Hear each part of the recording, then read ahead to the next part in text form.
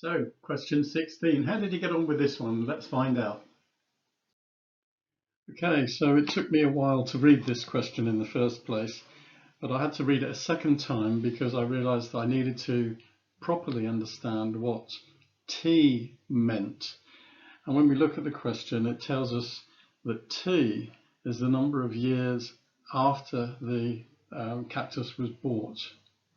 So that means that when it was measured at 15.8 centimeters, that the value of T was 3, and that when it was measured at 20.3 centimeters, that was 2 years later. So the value of T was 5 then. So we have that when T is 3, H is 15.8, and when T is 5, H is 20.3. Substituting those values into the linear model that we have here, we get these two equations, and then we try to solve those. And when we do that by subtracting the first equation from the second, that leaves us with 4.5 equals 2t, 2k, from which k is 2.25. And then we can substitute that back. I've substituted it back into the first equation to get 15.8 equals 3 times 2.25 plus b, and then b is 9.05. So there's our model. If we look at the question again, find the values of k and b. We've done that. The next part says interpret them in context. Well, we know that when t is 0, if we look at this model, when t is 0, h is 9.05. So t is 0 is the time when the cactus was bought.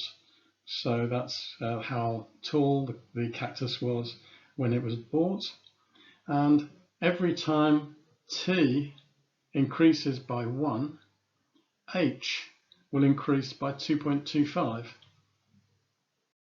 So B indicates that the cactus was approximately 9 centimeters tall when it was bought, and K indicates that the cactus grows approximately 2.25 centimeters each year.